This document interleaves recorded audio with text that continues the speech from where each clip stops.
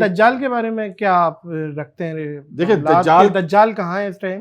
نہیں دجال کہاں ہے یہ ڈیفائن کرنا مشکل ہے. اس ٹائم قید ہے یا چھٹ گیا ہے؟ قید تو نہیں چھٹ گیا ہے.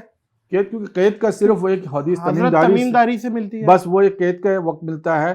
چونکہ زمانے حال میں وہ چیزیں مل رہی ہے سمجھ میں آ رہی ہے. اور ابو سعید خدری کی جو حدیث ہے جس میں ابن سیاد کہتا ہے کہ مجھے پتا ہے وہ کہاں ہے، مجھے پتا ہے وہ کہاں ہے. ٹھیک ہے نا، اس کا مطلب وہ کمیونیکیٹ میں ہے. نہیں، ابن سیاد جو یہ کہتا ہے دو باتیں، ایک تو ابن سیاد کی بات 100% آپ سچی مان رہے، ایک تو یہ وہ تو حدیث صحیح ہے، ایک بات حدیث میں تو کوئی فرق نہیں. ابن سیاد نے جو یہ بات کی. دوسری چیز کہ ابن سیاد نے یہ تو نہیں کہا وہ کھل گیا. نہیں دیکھیں ایک تو چیز ہوتی ہے کہ اگر وہ کہاں ہے تو تمیم داری کی حدیث میں صحابہ جان چکے ہوتے کہ وہ کہاں ہے، کس جزیرے میں. تمیم داری نے تو کہا ہے کہ نا کہ ہم 1 مہینہ سمندر ہمیں رلاتا رہا، پھر ہم ایک جزیرے 1 مہینہ. ہاں اب حدیثوں میں یہ آتا ہے کہ وہ کہاں سے ظاہر ہوگا. اچھا حدیث میں یہ ملتا ہے. مطلب آپ یہ کہہ رہے ہیں آج کی ڈیٹ میں دجال قید نہیں ہے؟ قید نہیں ہے، کیونکہ اس کے مطلب یہ ہے کہ دجال اپنی کمیونیکیشن لوگوں کے ساتھ رابطے میں رہتا ہے. صحیح ہے، ٹھیک ہے نا. اور اس نے کیونکہ وہ نکلے گا اس لیے کہ اس کی ساری پتے جو ہے نا وہ سمجھو کہ وہ ہار چکا ہوگا. وہ آخری مارکا جب مسلمانوں کا عیسائیوں کے ساتھ ہوگا جس کے ملحمت الکبریٰ کہتے ہیں جی، اس کے بعد وہ نکلے گا. مطلب اپنے آپ کو بس وہ نکل جائے گا کہ اب تو میرے پاس ایسی کوئی چیز نہیں رہی سوائے اس کے کہ اب میں خود میدان میں اترتا ہوں. اب تو پہلے وہ اپنے بندے جیسا کہ اپنے جو اس کو چیلے اور وہ اس کے جو بھی گئے ہیں ان سے استعمال کر رہا ہے وہ. ٹھیک ہے نا. آج کے دور میں یہ بڑے بڑے جو لوگ ہوتے ہیں یہ اصل میں دجال کے ساتھ ایک کمیونیکیٹ کرتے ہیں. اچھا، حقیقت میں ان کا ہوتا ہے یہودی بھی ہو گیا، ہمارے اپنے مسلمان بھی ہو سکتے ہیں کیونکہ ہمارے مسلمان بھی جو ہیں جو نام سے مسلمان ہیں لیکن ان کا تعلقات یہودیوں سے بہت زیادہ گہرا ہے. اور وہ یہودیوں کی مطلب سمجھ لیں کہ انہوں نے جو کلچر ہے منع ہے گاڈ کلچر نہیں بلکہ ایک زمانے میں پاکستان کے اندر بھی ایک کلب تھا جسے آپ کہتے ہیں فری مینسن کا کلب تھا پاکستان میں. اس سے بڑے بڑے جو لوگ تھے اس کے ممبر تھے. فری مینسن والے جو ہے علمناتی جو ہے وہ تو دجال کے باقاعدہ پیروکار ہے بلکہ اس کی عبادت کرتے ہیں، پرستش کرتے ہیں. تو ہمارے یہاں تو ایسے بہت سے لوگ تھے. وہ کلب بعد میں میرے خیال شاید بھٹو صاحب کے دور میں ختم ہو گیا یا شاید میرے خیال ایوب خان کے دور میں ختم ہوا تھا. اور آپ کہہ رہے ہیں دجال انسان ہے؟ دجال تو انسان بظاہر جو فزیکلی بالکل اس کو بھی انسانی یہی دو، کیونکہ حضرت عیسیٰ علیہ السلام جب اس کو قتل کریں گے تو وہ یہی دکھائیں گے اس کا خون ٹھیک ہے نا قتل کر کے بولیں گے خون.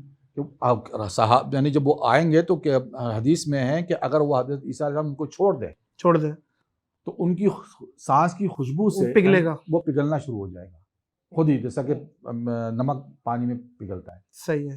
اگر وہ چھوڑ دے تو وہ چھوڑ کے ہی مر جائے گا.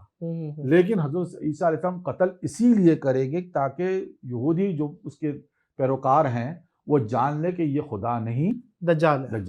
اب یہاں ایک بہت بڑی بات کہنا چاہتا ہوں جی، اور یہ بات میں چیلنج کے ساتھ کہہ رہا ہوں لوگوں کو کہ دیکھیں دجال کے ساتھ ہماری کوئی تلوار بازی کی کوئی جنگ نہیں ہے.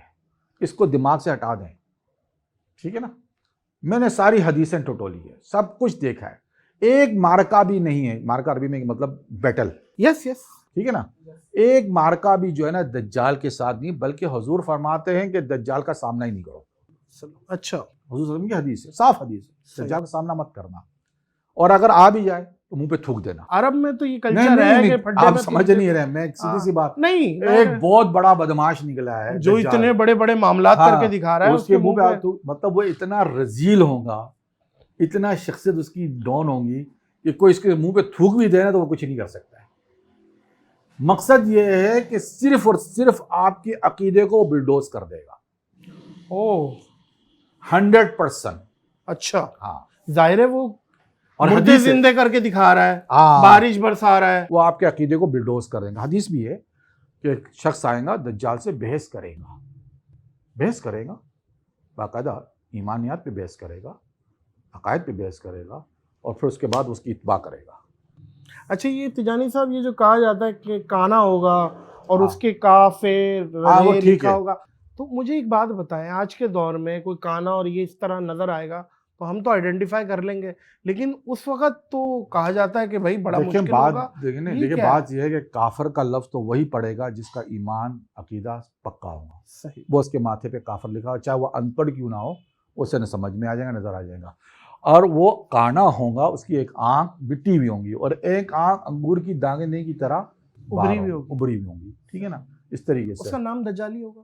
نہیں اس کا نام جو ہے تمیم داری کی حدیث میں جب کمیونیکیشن ہوئی نا ان کی آپس میں، تو انہوں نے کہا کہ آپ تم کون ہو؟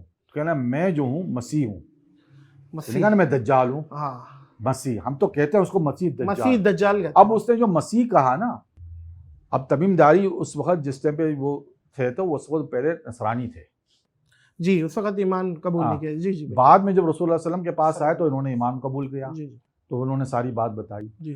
اب اگر یہ مسیح کے معنی یہ لیتے کہ کرسچن بھی جو ہے حضرت عیسیٰ علیہ السلام کو مسیح کہتے ہیں، ٹھیک ہے نا، اس نے دجال نے نہیں کہا کہ میں مسیح عیسیٰ ہوں، اس نے کہا میں مسیح ہوں۔